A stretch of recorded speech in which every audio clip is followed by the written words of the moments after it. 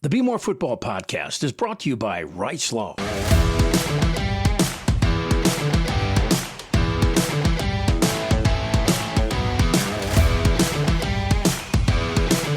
Hello there. Welcome inside another edition. It is the Bmore Football Podcast presented by Rice Law. I'm Jerry Coleman. He's the Baltimore Sun's longtime columnist. It's Mike Preston. You can follow us on Apple Podcasts or Spotify and on YouTube at Bmore Sports Pod. That is Bmore Sports Pod. Again, Mike has it bookmarked. You should too. Go ahead and subscribe.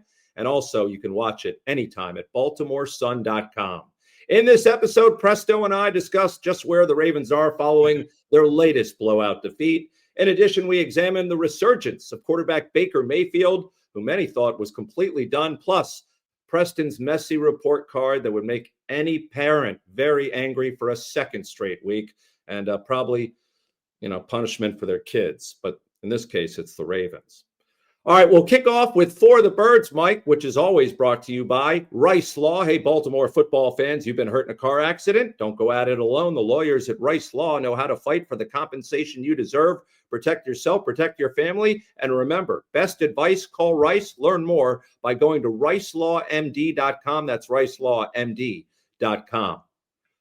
Mike, as you wrote after the game, it's okay to panic because Houston was certainly a major problem for the Ravens Sunday. They got the ball after the opening kickoff, marched down towards the end zone and scored, and didn't need their punter. They didn't even really need to travel their punter to Baltimore. It wasn't used until the fourth quarter after they scored on the first 8 drives. I don't remember seeing that before at the Ravens' home stadium.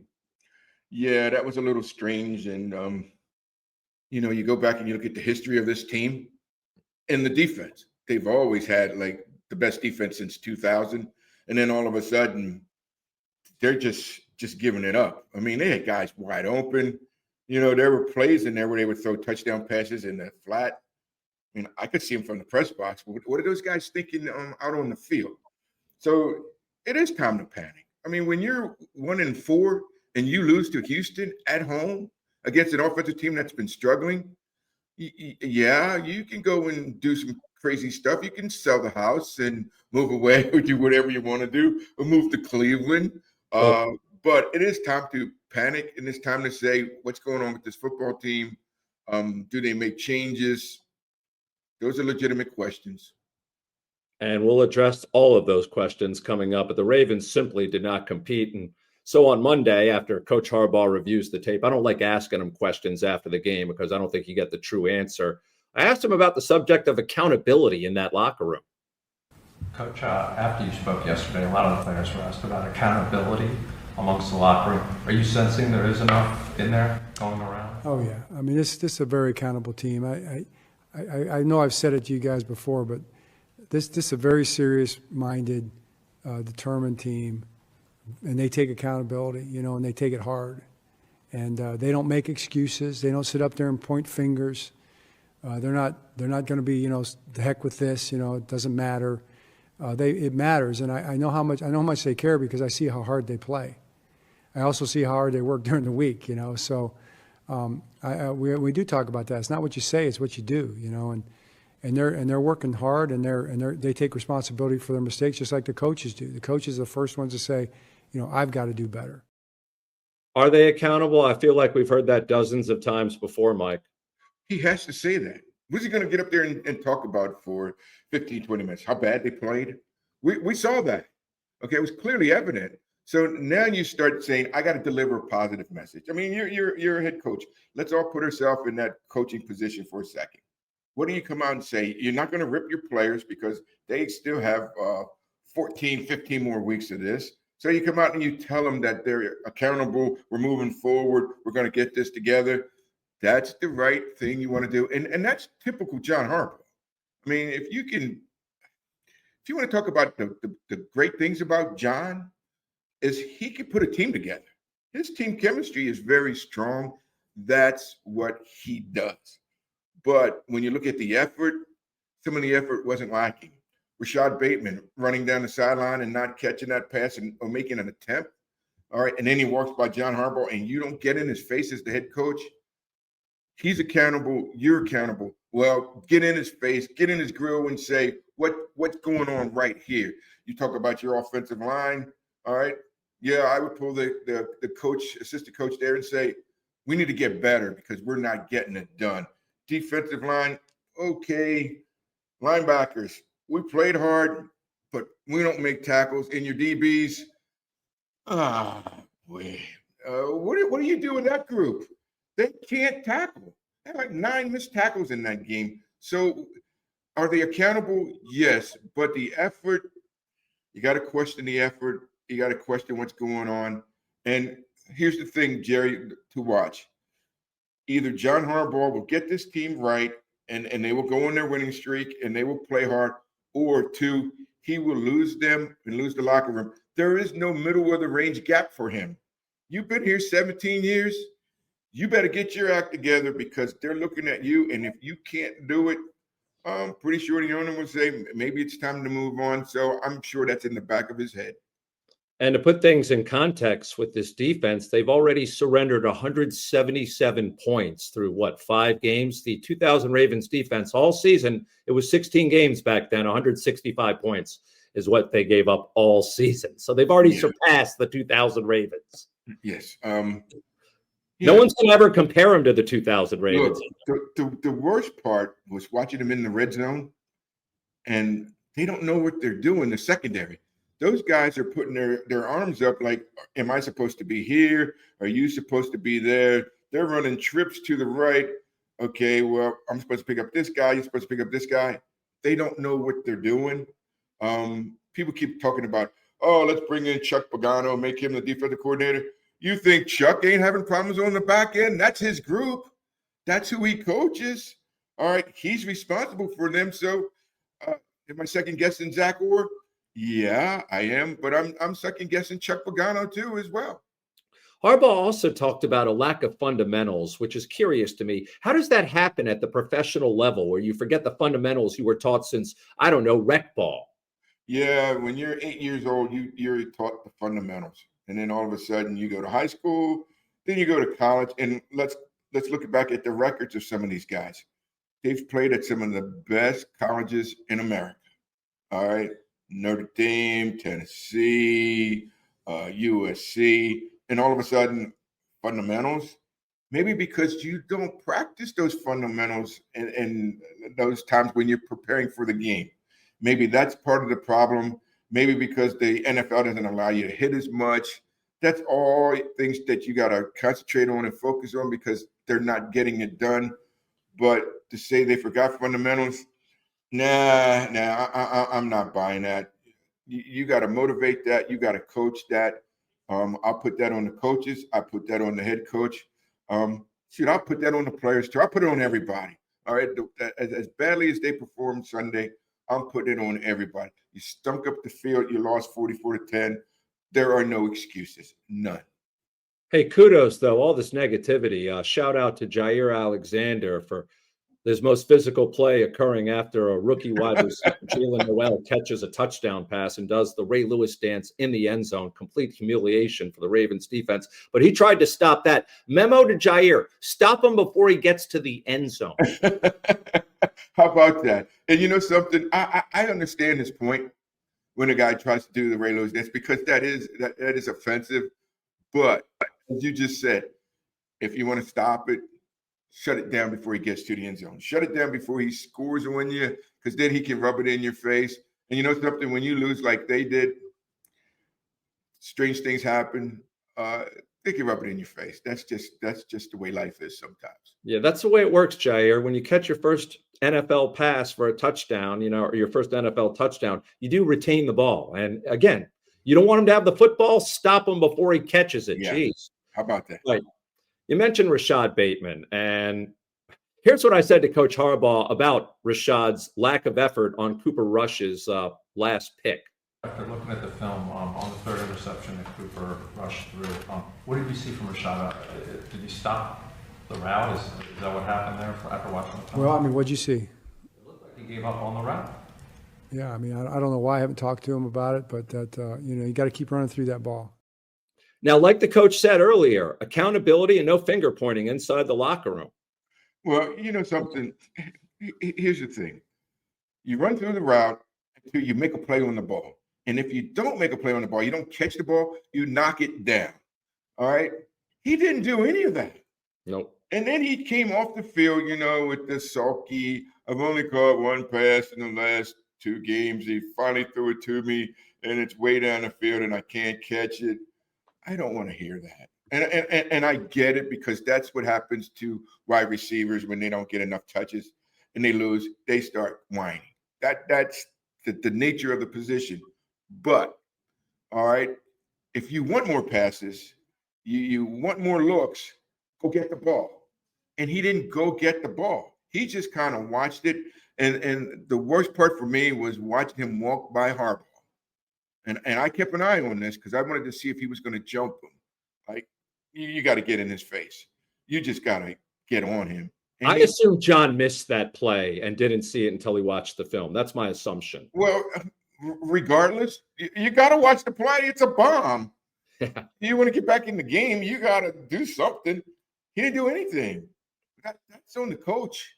I'm jumping him. I'm getting in his face and say, hey, you want more catches? You want more looks? You got to make the play. He didn't make the play. He didn't even make the effort, and that's disturbing. And two things. You said the wide receiver core, you could see some cracks in the armor. I'm already starting to see it. Bateman left the locker room before the media got in there. So did Zay Flowers.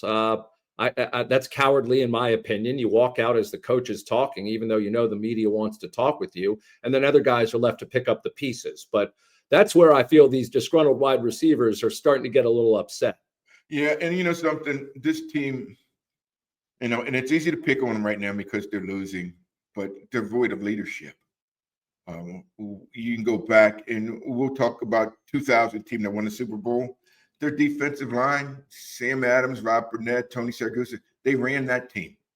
That was their team. They let everyone know, hey, this is the way we're going to do it here. In 2012, Ray Lewis, all right, Ed Reed, those were the guys who ran this team. Anquan Bolden, Bernard Pollard, those were the nasty guys on the team where you could count on. And if you weren't in line, they would get you in line. This team, they don't have those personalities. They need those kind of guys. And I think from now on, when they do their drafting, they need to look at that and say, who's going to be their next leader? Who's going to be the guys who are going to step up and be accountable? That's something you keep an eye on when you have players.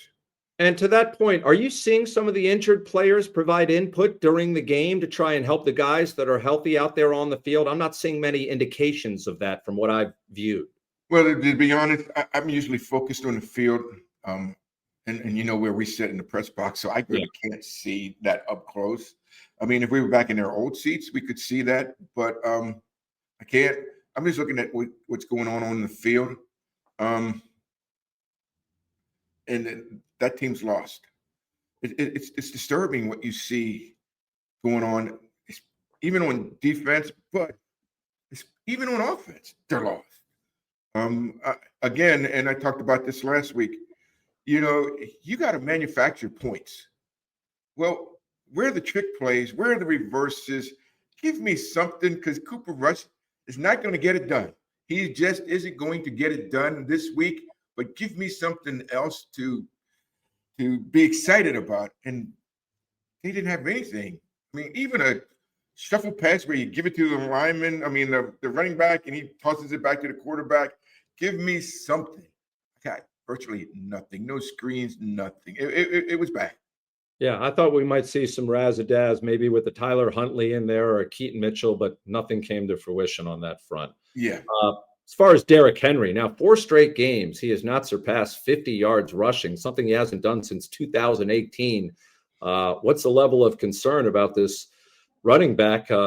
His production has declined, but he isn't fumbling on a positive note. Well, here's what you see. All right. Teams have figured the Ravens out. They're just jamming them and loading up at the line of scrimmage. And you saw in that game, their defensive ends were getting some serious penetration on the runs by Henry.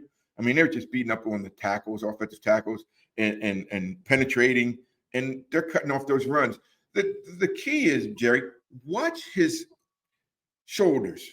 Or if a running back gets to the line of scrimmage or near the line of scrimmage and his shoulders are square, oh, that's when there's problems. Yeah. But if he's still running on an angle and you have that pursuit angle, that's not good. Even for a big back like Derrick Henry, 6'5" and 253, you want his shoulder pads square. He's not getting them square. And they're getting beat at the line of scrimmage. And you go back and look at that offensive line, not a very good day. They spent more time on the ground. I call them, it's the gopher approach, where you're looking for gophers because you're on the ground all the time. No, offensive linemen should not be on the ground. Only in goal line situation should you be on the ground. But other than that, you're up and they can't keep their feet. It's a problem. Yeah, the offensive line has a great view of that blue sky underneath the stadium. Absolutely. We got to look at that an awful lot. Derrick Henry could sure use a guy like Pat Ricard, but the fullback, as you know, has yet to play this season, hasn't practiced since August the 14th. And I have to tell you, Coach Harbaugh on Monday didn't sound exactly joyed with his lack of progress. Pat Ricard? Yeah. Well, I mean, I guess we'll put Pat up at some point in time to talk about it, but people are like wondering what's going on. It was a surprise deal for us. I mean, I'm just going to be honest about it. Okay? Is that okay? Pat, it just, it was supposed to be a 2-3 week injury, when it first happened in training camp. And then he kind of retweaked it. And it was supposed to be another 2 or 3 weeks. And the thing has just been like, it's been a slow burn. If we'd have known it was going to be this, we'd have put him on our, the first week, and we'd have had another roster spot. So it's just, nobody's more frustrated than Pat. And that's been a tough one. Mike, I was not sure where he was going there at first, but whenever I hear a coach say essentially talk to the player, I know he's not too pleased. Well, you know who's more frustrated than Pat? Derrick Henry. Yeah. Because he's being exposed. Yeah. All right. When you have a 305-pound escort taking you around the corner, running you up in the hole, that's fun to watch. That's exciting. And especially with the problems that their offensive line is having, you need the big guy to get you through. And they don't have him. Does it affect them in different ways? Yes. Especially goal line situations. You want that guy up in front as the lead blocker. And when you don't have him, you have to make changes. And fortunately for them, he's not that much of a receiver. He's not a big pass receiver in their offense. But, you want that security blanket around. And he's the guy. And do they miss him? Without question. Yeah, I like when the coach turns to the PR director and says, I'm just going to be honest about this, as opposed to what, everything else you've said prior. But he did admit that hopefully Pat will be back after the bye week to face the Bears. So careful, Jerry. He'll be sending you a text tonight. I don't need that. What changes can the coach make? I mean, he hinted on Monday that some personnel changes may be coming. I would think if there's a coaching change, that would occur during the bye week. Well, yeah, that has to be because you only get a quick turnaround to get it done.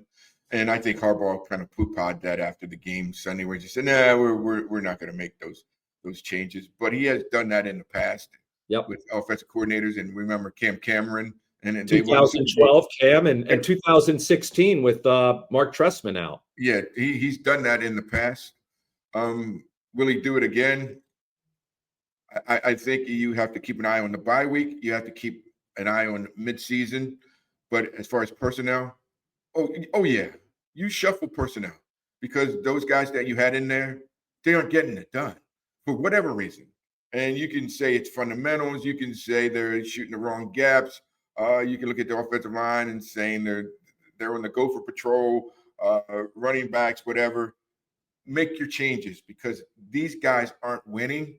And when that happens, and that's the bottom line in the NFL, in any pro sport, you don't win, you might get fired, you lose.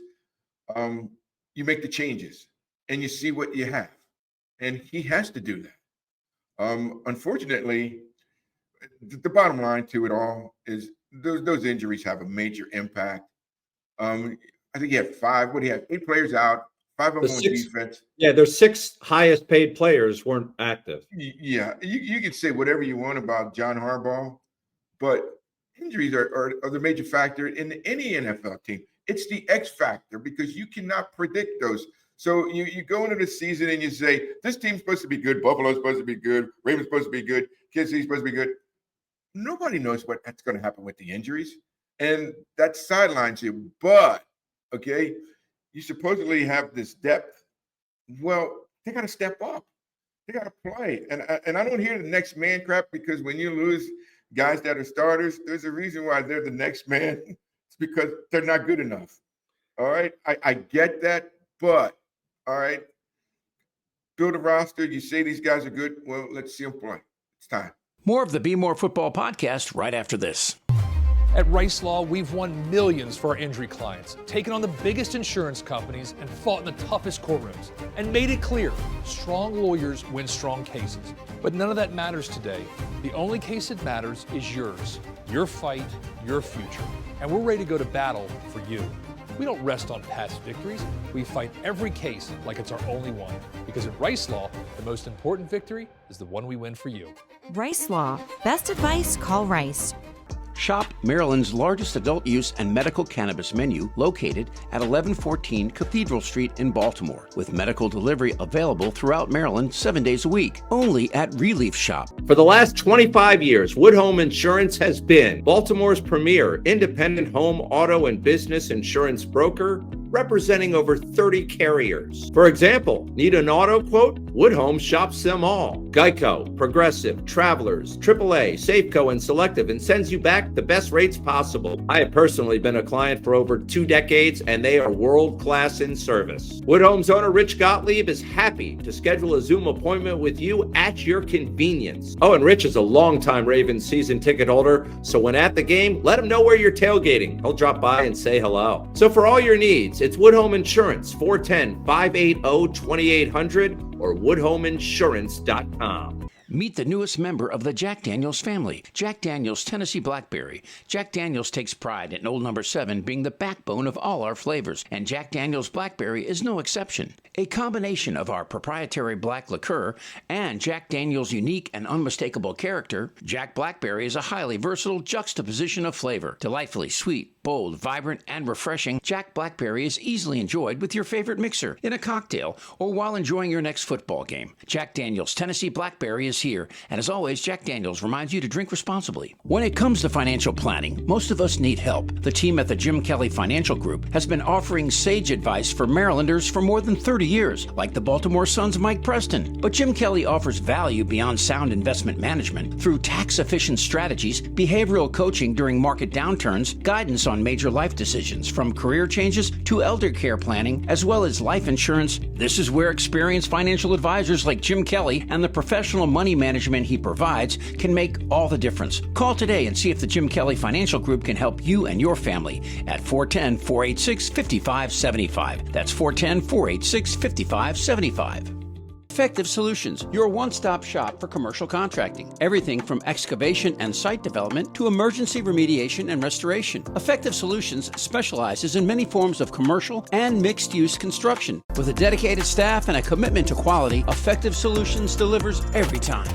I do want to credit linebacker Kyle Van Noy for 2 things he said after the game on Sunday. First, regarding accountability, he was, all right, give me a few days and I'll respond to that answer, because he was left to pick up the pieces for a lot of these players in the post-game press conference. He also said injuries are not an excuse. He cited what the Niners did against the Rams last Thursday with a depleted roster. Well, you got to be careful with that one, because when you're playing a team that's in your division, you get jacked regardless, because that's just the team that you face twice a year. You know their tendencies, their weaknesses, their strengths. That's a little bit easier. It's like the Ravens playing the Steelers. Remember the one year the Steelers were all banged up and the Ravens went and played them and the Steelers knocked them off? It happens. Yeah. Because they know each other's, the nuances and the tendencies of the game. But when you play another team that's out of your conference, that could be a little different because you don't get a true read.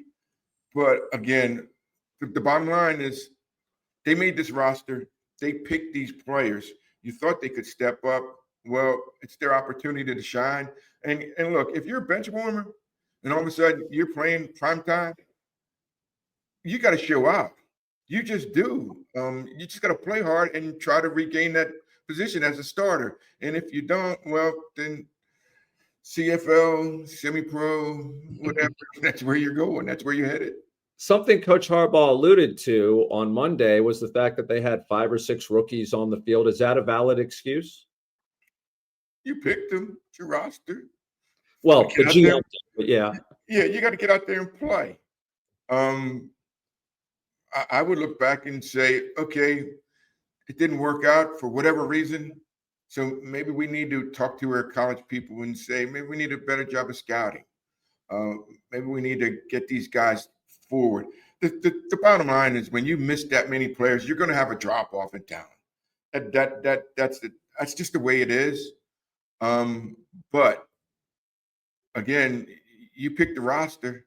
You said these guys were your best 53. Well, let's get out there and play. See what we got. And in your column this week, you pointed out that a lot of it falls on the shoulders of GM Eric DaCosta for not drafting enough beef on the offensive and defensive lines and paying attention to these, specialized players like the wideouts or the quarterback or the defensive backs. Well, I'm an offensive lineman, a former offensive lineman. So I watch that stuff religiously. I mean, every game, offense, defensive line. So I got to see what's going on. Ronnie Stanley, 10 years ago, they had a number 1 pick there at left tackle.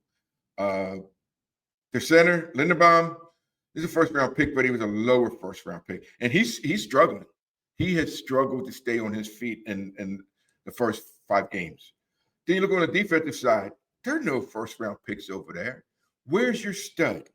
And Jerry, do we want to get into the second-round picks who have failed? No, it's a bad history of second-round selections. All right. And just remember, Sergio Kindle. All right. That's all I got to do is Sergio Kindle. Second-round guys. My all-time favorite. One of my all-time favorites. They can't get these guys. They can't find that pass rusher. And here's the thing. You can have the best secondary guys, best corners, all you want. But if you can't get pressure on the quarterback, and they surely couldn't get pressure on Stroud Sunday, he's going to pick you apart. And that's exactly what happened to him. Go find a pass rusher, guys. You don't sound too impressed with the Dafe Owe or Mike Green. Well, Mike Green's a rookie, so I give him that leeway. Get in the weight room because when you're in college, there's a time limit on when you can work out and when you can get in that weight room and get bigger. But when you're in the NFL, no, you can get bigger. He can get better. I like his motor. He's just a one-trick pony right now. Speed rusher, and we talked about that a couple weeks ago with Peter Bowick. The only thing I knew when I got in the league was I was a speed rusher, tried to run around him out to the outside. Well, he's the same, but he can add to that. But Owe, Ojabo, another second-round guy who hasn't gotten it done. It is what it is. The proof is there. And how can you draft a guy? And I like Eric DaCosta, but how do you draft a guy who didn't have a sack in his senior year? Come on. Yeah. That shouldn't happen. That should never happen. But hey, that's the Ravens. They've gotten by with that, but does that get them over the hump? Not right now. No. And the schedule certainly doesn't get any easier before the bye week as the well-rested Rams come to town after being off for 10 days. And with a top-notch quarterback and a number 1 wide receiver, the Ravens are going to be more than a touchdown underdog at home, which hasn't happened in eons, but here we go with the Rams coming in after a very deflating loss and bad play calling by Sean McVay in that loss to San Francisco last Thursday. Yeah, and they get some extra days of rest. Yeah. Played on Thursday night. So it's a sure plane ride from there to San Francisco or wherever they played. It's not that far. They're back home. Then they got to make the ride to the East Coast. And usually West Coast teams don't play well on the East Coast, but they are playing the Ravens. And we'll see what happens with the injury report because that's the X factor in this game. How many of these guys come back? But still, I mean, Stafford is playing extremely well for a guy. What, he's been in like 17 years? Yeah, something around that. And he's getting better with age, it seems. I thought he was going to be done with the back problem. Yeah, Nakua is catching the ball out of his mind. Their offensive line keeps Stafford upright because he's not a guy that's going to run around. So they're doing things right. The question for the Ravens, and it's going to be an interesting one, is if Lamar plays, they can go deep and beat these guys down the field. But with Rush playing, I don't know about that. That changes the dynamics, the parameters of this offense, and we'll see what happens. Not sure about that. Yeah, that will also change the point spread dramatically if Lamar is out. Yeah. Which we anticipate, but won't know until later in the week. But the Ravens are still the betting favorite to capture the AFC North, still 2.5 games behind the Steelers. That shows you what Vegas thinks of the AFC North right now. Well, it shows you what's going on with football. There are no dominating teams that are out here just killing everybody. I mean, the Eagles, and I like the Eagles. I like what they do offensively, defensively on their interior lines. But no, you look at Buffalo, they lost. You look at Kansas City, they lose to the Jaguars. I mean, and the Jaguars, they had a quarterback who can't even stay up on his feet. All right. He dives over from the one ball, gets knocked out. Then he trips over his feet, gets up, scores. And why did those defensive linemen from Kansas City just stand there and watch him like the play's over? No. Pile on him. It's 13 seconds left in the game. Run the clock out. They had no timeouts left. All bodies should be on top of them. But it's a thinking man's game. All right. You can say whatever you want. It is a thinking man's game. You got to do those things. So there are no dominant teams. The Patriots are playing well. Look at the Colts. We watched the Colts play in preseason. They came out and scrimmaged the Ravens. They weren't very good, and all of a sudden, they're one of the better teams. Who knows? So all these people who just, the Ravens look terrible, whatever. Hey, maybe they are at this point, but they can get better, and they will get better because you're playing Cleveland. Again, you're playing Cincinnati, who doesn't have a quarterback twice. Pittsburgh with a quarterback that's 80 years old. There's a lot of things that could happen in this season. So still a long season. But on the other end of the spectrum, they lose to the Rams. They go into the bye at 1-5, start looking at possible changes. Do you have to worry about players tapping out? Of course. That's always the case in this league. I can go through and look at the years when the Ravens were 4-12 in the first 2 or 3 years here. Were guys tapping out? Oh, heck yeah. I saw that. I mean, they were calling the cabs and telling them to pick them up at Cleveland Stadium and getting in the cabs to go home after the game. I saw that. They didn't need the team bus. No. It was done. That happens in the NFL. And if you don't have a shot at the playoffs, you don't have a shot at extra money, these guys aren't motivated. They just want to go home. And veterans who've been around 8, 9, 10 years and saying, I'm not getting a ring. I don't even have a shot at a ring. All right, uncle, let's go home. Let's go home. That's what happens. And it's standard. It's the process. Well, a dozen games to go and still playing in a terrible division. We'll see how it plays out. More of the Bmore Football Podcast right after this. We hope you never need us. But if you're ever injured in an accident, we'll handle everything, With trusted guidance and personal attention. so you can focus on what matters most. Your recovery. Rice Law. Best advice, call Rice. RiceLawMD.com. Shop Maryland's largest adult use and medical cannabis menu located at 1114 Cathedral Street in Baltimore, with medical delivery available throughout Maryland 7 days a week, only at Relief Shop. For the last 25 years, Wood Home Insurance has been Baltimore's premier independent home, auto, and business insurance broker, representing over 30 carriers. For example, need an auto quote? Wood Home shops them all. Geico, Progressive, Travelers, AAA, Safeco, and Selective, and sends you back the best rates possible. I have personally been a client for over 2 decades, and they are world-class in service. Wood Home's owner, Rich Gottlieb, is happy to schedule a Zoom appointment with you at your convenience. Oh, and Rich is a longtime Ravens season ticket holder, so when at the game, let him know where you're tailgating. He'll drop by and say hello. So for all your needs, it's Wood Home Insurance, 410-580-2800 or woodhomeinsurance.com. Meet the newest member of the Jack Daniels family, Jack Daniels Tennessee Blackberry.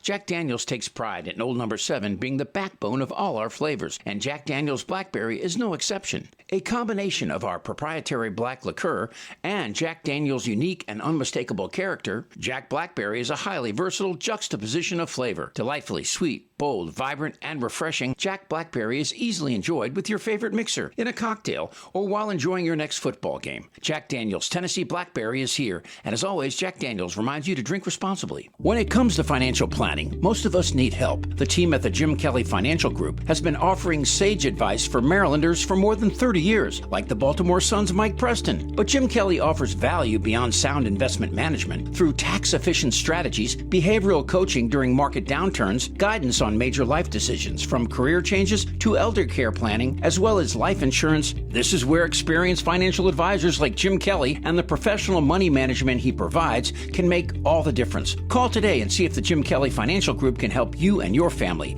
at 410-486-5575. That's 410-486-5575.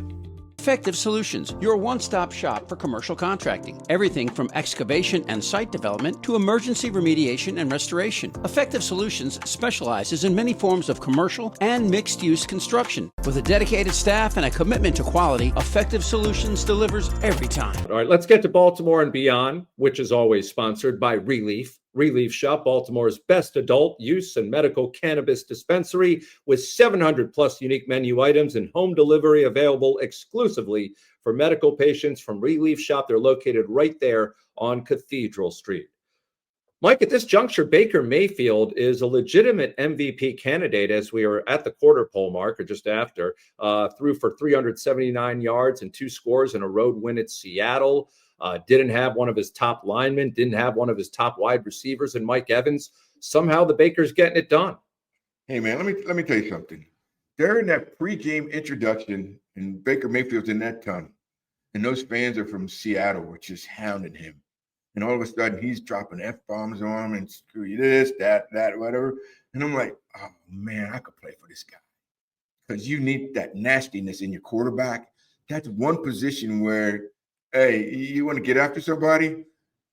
That's my quarterback. All right. I like that. He has that fire about him. And granted, he went to Cleveland early. It's Cleveland. They suck the energy out of you there. Yeah, you don't want to go there. But now he goes down in Tampa, and all of a sudden he turns it around. I like that fire. He got some receivers, even though they're in and out of the lineup, but their defense is going to be sound. I like what he's done, and he plays hard. And you can't say that for a lot of people in this league, but he plays very hard. I want him to be that quarterback. Yeah, and remember, this is the same guy taken number 1 overall the year that Lamar Jackson was drafted at the end of the first round in 2018. But this is just more evidence of another miscue by the Cleveland Browns, who actually did Baker a favor by getting rid of him. Well, Jerry, just remember, they had 4 or 5 quarterbacks in training camp. That tells you right there. Yeah. All right. You can't find quarterbacks. It's an area of weakness. And what do you do to get better? Nothing. And I'm surprised he's still the head coach in Cleveland. They got to make a change. They need to move on.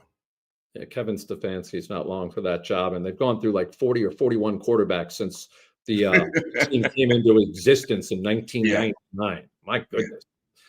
All right, time to check the grades. It's Mike Preston's report card. It's one of those report cards I would try to intercept before it reached the mailbag or the mailbox. We called it back then, and didn't want the parents to see the report card, tried to intercept it. But let's begin with the quarterback, Cooper Rush, and how he graded out on Sunday, Mike. D, and that's not a B as in boy, it's a D as in dog. All right. Numbers were decent, 14 of 20 for 179 yards, 3 interceptions, 2 of them which led to a field goal, another one led to a touchdown. You can't throw 3 picks in a game, even against the Texans, and they lose. So he gets a D, straight up. Running backs, Derrick Henry. They had 3 running backs up. Yeah, 15 carries for 33 yards. He averaged 2.2 yards a carry. Keaton Mitchell, and I wrote that they should try to use this guy and no, do something. That was the plus, because you don't have Lamar Jackson, but put some speed on the outside. 3 carries for 8 yards. Justice Hill, 1 carry for 3 yards. It's not going to get it done. They get a D. All right, we move on to the offensive line. F. All right, I'm tired of seeing this crew. They don't get it done. They get the Gopher Award for being on the ground, looking for things. You got to cut off the tackles. No Boom, actually, the guy who played for Ronnie Stanley, actually played fairly decent in that game. But the rest of those guys were not very good. Well, hold on here, because you've been consistent with the offensive line, or at least they've been consistent. Is this back-to-back Fs? Yes. Okay. Yeah. Which is a rarity in the history of report cards. That's a rarity. Yeah, Jerry. Again, they continue to F up, so they get an F. How about the grumpy wide receiver core? Receivers, I gave them a C or C minus, somewhere in there. But Zay Flowers, I thought played well. The tight ends did a decent job on short passes, but they disappeared in the second half of the game. And likely with these pre-snap penalties. Look, I mean, maybe part of that is just from not practicing. I don't know, but you all know if you go down the line of scrimmage and your motion, you can't start going forward. This is not the CFL. This is not the Canadian Football League, okay? You can't do that. That's a penalty. Likely, and then Bateman, I don't even want to talk about Bateman. We've already addressed enough of him, really, for a guy who was so unproductive during that game. Yeah, I would have a serious talk with that guy. I would just roll the film back 50 times. Look at yourself on this. Explain yourself on this. Why did you do this? I would just roll it back, and keep getting after him. Defensive line, I gave a D. I thought they were okay at certain times, and they got some penetration, but you got to wrap up. I mean, you had Nick Chubb a couple times in the backfield make the tackle. You weigh 300 and some pounds. He's a 210-pound, 220-pound running back. You got to pull him down. All right, so they get a D. Well, if it was flag football in their defense, they would have had him. They would have had the flag. Linebackers. I mean, Teddy Buchanan had, 15 tackles. Trent Simpson actually played well. And those guys played hard, but they just don't get it done. Odafe Ojabo, Van Nui plays hard. He's okay, but I gave them an F too. The one thing you wrote about it was this group is hard to tolerate, which is quite the statement. Well, you know something, Jada, the thing is when you're sitting there and you're watching this game and you just watch a team score on 8 possessions out of 10, and all you're saying is, oh boy, they're really bad. That's a bad group. So they get an F. The secondary, they're like the Keystone Cops. How do you get in position and you start hunching your shoulders like, oh, what are we doing? Why am I over here when you're supposed to be over here? You're supposed to be over there. And I know they didn't have Kyle Hamilton, and he has the little green thing on his cap and whatever. But nah. You guys got to do better than that. I mean, you've seen this before. It's called film study. Look at the film. You've seen it. I can look at the film and kind of predict certain things that are going to happen. Like everybody runs that little dumb pick play on the goal line situation. They all ran it, and Jacksonville ran it again last night. The Chiefs ran it. Everybody runs that play. Well, you mean to tell me you're not ready for that? All right. They get an F. As you wrote, I mean, I thought Dan Pastorini could have beat that secondary on Sunday if he were out on the field. It was not very good. And Dan Pastorini is probably like 90 years old now. Yeah. And he probably could have still went out there and lit up the Ravens. Special teams, I give him a C.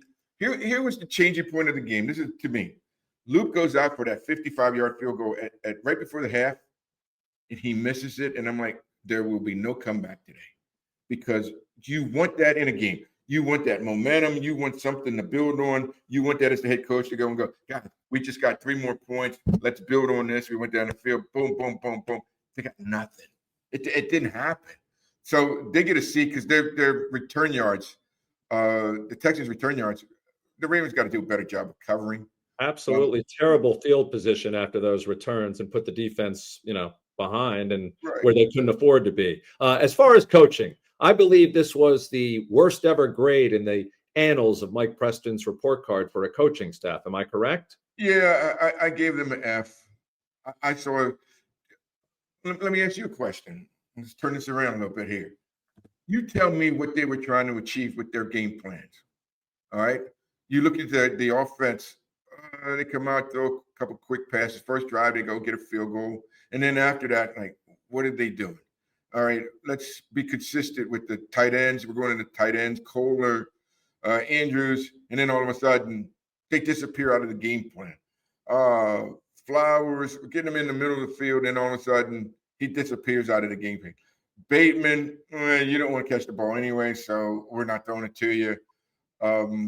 Hopkins, he had like one or two plays where he was involved, but I don't know what they tried to do. They couldn't get the running game going, and they can't pass without running. I don't know what they were trying to do with their offense and defense. It's just sad of what they want to do with that group. They did nothing, so they get an the secondary gets F, special teams get a C, and the coaches. What was your game plan? Yeah. The game plan I thought was going to be to run the football, but once they fall behind, it seems like they hit that panic button and go away from the run. Yeah, and I was kind of happy with Harbaugh where he came out and just said they beat us in every phase of the game. Yes, they did. There's nothing you can harp on and say that's going to make anybody feel any better. Because, Jerry, let me tell you something. I looked around at that crowd. There's about 15,000 people missing from the beginning of that game. All right. By the third quarter, beginning of the fourth, that stadium was maybe half empty. Yeah. And I have not seen that since the Colts left town about 40 years ago, or the day Elvis Gerbeck cried. Do you remember that when he I was in Pittsburgh there with those alligator tears. Yeah. You see those things and go, there's despair. And that's why I said it's time to panic. You can begin panicking now. Will it happen? I don't know. I still think they're a good football team. I still think they had a lot of injuries, but we'll see. See what happens Sunday. Yeah, the lack of seats was very discouraging if you're the Ravens because you just rebuilt this stadium and put all this pomp and circumstance into it. And on a beautiful Sunday, at least 15,000 people decided they'd rather play golf or tennis and watch the game on television. Well, it's all about wins and losses. That's what it comes down to. You win, people will show up. You lose, they don't want to come out and they're not going to sit through it. And the final thing I want to touch on is the way that John Harbaugh exited the field to a chorus of boos. I mean, there were some fans that stuck around and didn't leave at halftime, like most of the fans, intently to just harass Harbaugh.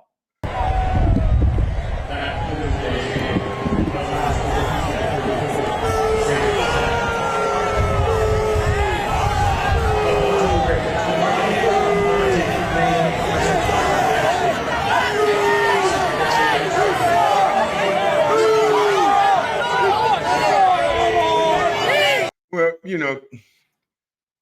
John's been around for 17 years. Been here since 2008. I understand that. I get that. That's not me. That's like when they booed Kyle Bowler when he got hurt. And then they were like booing him. And I'm like, nah, you can't boo a guy when he gets hurt.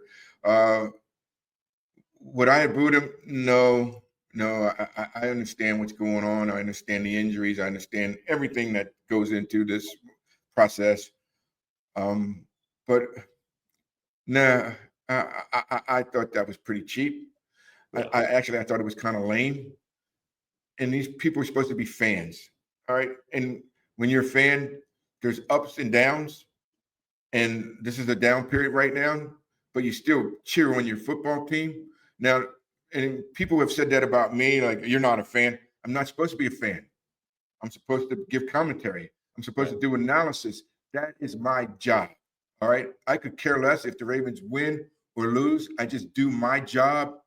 But if I was a fan, I'm sitting there, I would not boo John Harbaugh. I would just say they're having a struggling time right now. Things aren't going right, but I would still probably show up for games. And fortunately for us, Jerry, we don't have to pay for tickets. So we just go to the games. That's it. Despite the view, yes, we still don't have to pay for tickets or even food. So we're grateful for that. And way to put an exclamation point on this edition. A reminder, hey, Baltimore football fans, if you've been hurt in a car accident, don't go at it alone. The lawyers at Rice Law know how to fight for the compensation you deserve. Protect yourself, protect your family. And remember, best advice, call Rice. Learn more at ricelawmd.com. We want to thank all our loyal and dedicated sponsors out there. Go out and support them. We're back after the Rams game. Until then, be kind, be real, and make sure to be back for another episode. It's the Bmore Football Podcast. The Bmore Football Podcast is brought to you by Rice Law.